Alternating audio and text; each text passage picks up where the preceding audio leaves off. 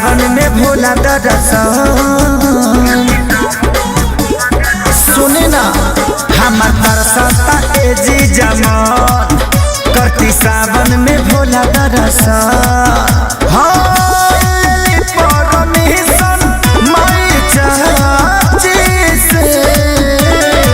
सुनी ना तो जल पहिला सोमारी के धारा भी जीजा लेके चली अपाची से जल पहिला सोमारी के धारा भी जीजा लेके चली अपाची से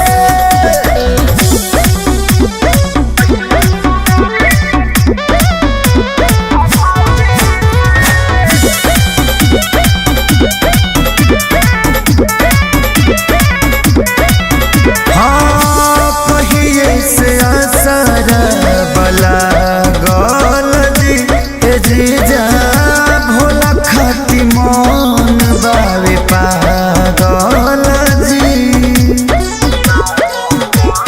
सुनी ना धारा बचल हम लुटकी दिल जानी तोड़ी अपना छोटकी के ढेर दिन पयाइल बानी रांची से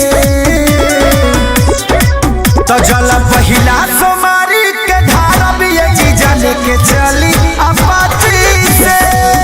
जल पहिला सोमारी के धारा भी जीजा लेके चली अपाची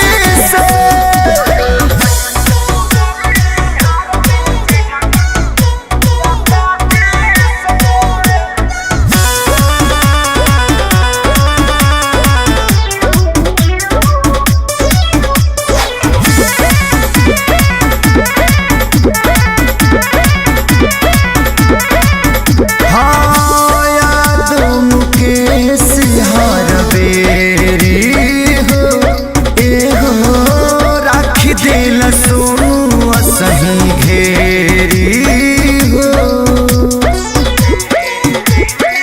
अरे जात बड़े समझे खेसारी जी दर्शन दी है त्रिपुरारी जी बेल के पतैया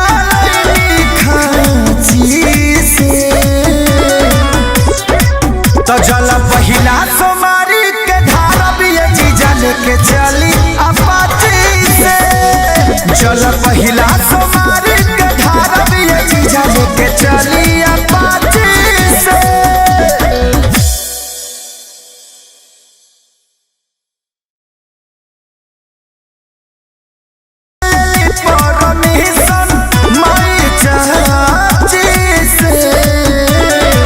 सुनी ना तो जल पहिला सोमारी के धारा भी जीजा लेके